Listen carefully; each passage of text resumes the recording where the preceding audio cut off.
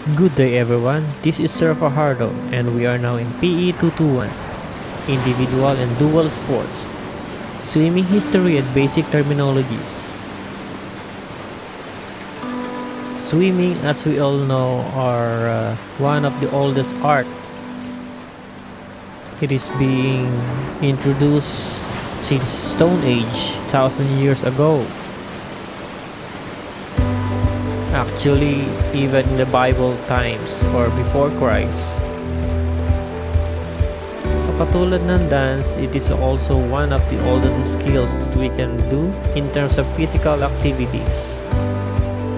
At nakikita natin sa bandang ibaba na meron tayong mga fossil remains kung saan nagpapatunay na ang ating mga ninuno ay meron ng sinasagawang paglangoy during the times of before Christ.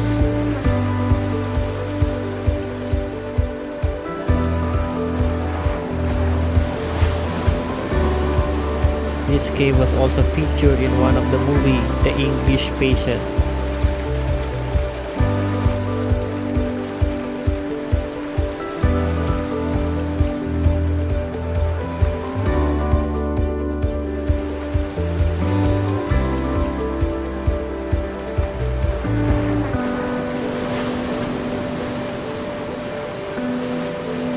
Babylonian also shows a lot of references to swimming and a lot more evidences that we can read here.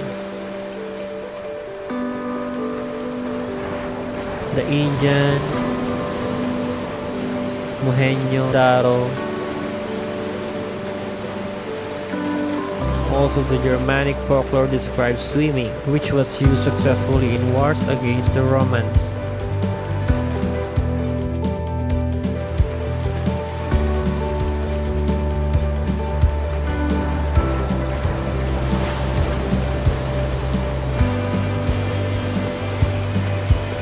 A German professor of language, Nicholas Wienemann, is a contributor by writing the first swimming book.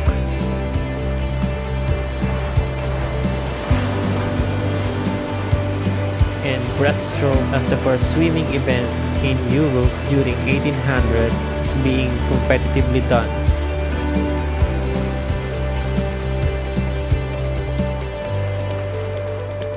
The most famous front crawl was introduced by John Arthur Trojan in 1873. Papansin natin na yun yung pinakagamit na gamit natin, front crawl. It is also being used in freestyle. Siya rin ang nag-introduce ng scissor kick.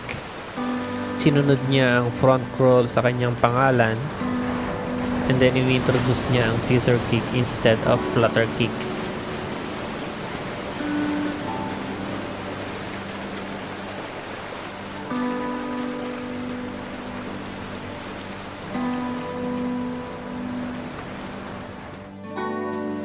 In Western world, si Richard Cavill naman ang nag-introduce nito in the year 1902. Finally, there comes a Federation Internationale de Natation, or FINA, which serves as the World Swimming Association. Dito pa lang pumasok yung butterfly at ang kanyang variant, which is breaststroke, while nag-separate sila as a different style during 1952.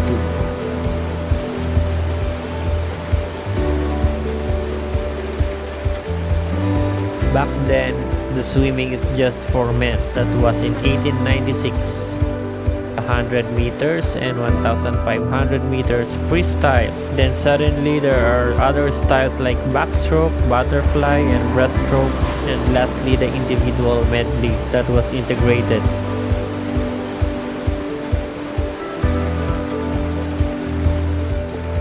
As simple as medley, kombinasyon ng apat na styles.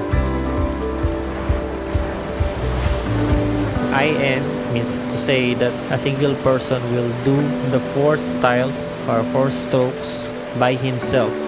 But you can do it by team or 4 swimmers if it is a medley relay.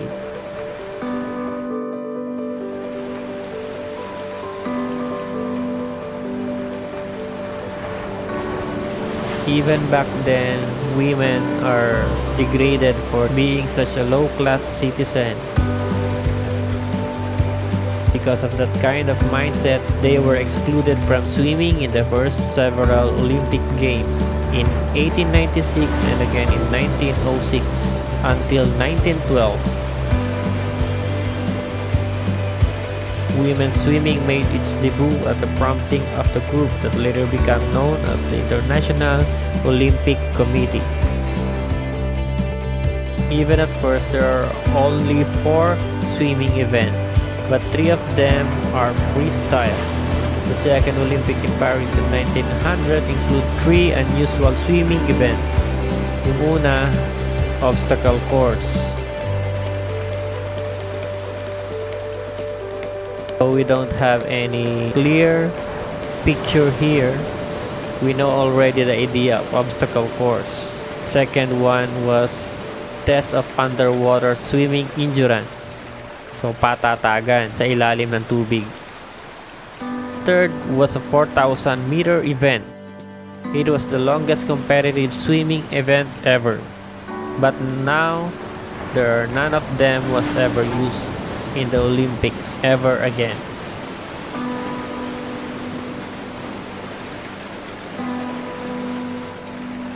From these humble beginnings, sa ngayon meron na tayong 32 swimming races, 16 for men and 16 for women. There are also Special Olympics katulad na nangyari nitong huli. Meron tayong mga Paralympics for people with disabilities and has 22 events for men and 22 for women. There are also a lot of improvements, technological advancement in terms of our techniques, swimming gears, such as goggles, swim caps, and different variations of training. All of these have evolved as well. Still, pinaka-nangunguna pa rin noon ng US with Mark Spitz who won 7 gold medals in 1972 Olympics. The following are just the typical terminologies of swimming that I think are very self-explanatory. Human swimming, it is typically consists of repeating a specific body motion or swimming stroke, while snorkeling is a swimming on the breast using a snorkel, usually in combination with mask and fin. Any stroke on the breast can be used, and there is no need to lift or turn the head for breathing. Those are the kinds of swimming that we must know. Most strokes involve rhythmic and coordinated movements of all major body parts, like torso, arms, legs, hands, feet, and head. Breathing typically must be synchronized with the strokes too. It is possible, however, to swim by moving only legs without arms, or only arms without legs. Such strokes may be used for special purposes, for training or exercise by amputees. Those are the Paralympians and Paralytics. All in all, the sport has evolved to a very competitive and fun sport for anyone. That has always been a great appeal, and we have been for the past 3,000 years. So goes the history of swimming.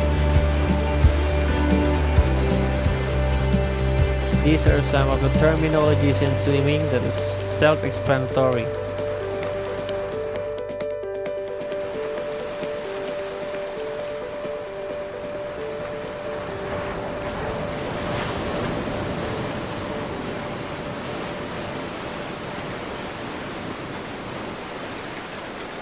Thank you for cooperating.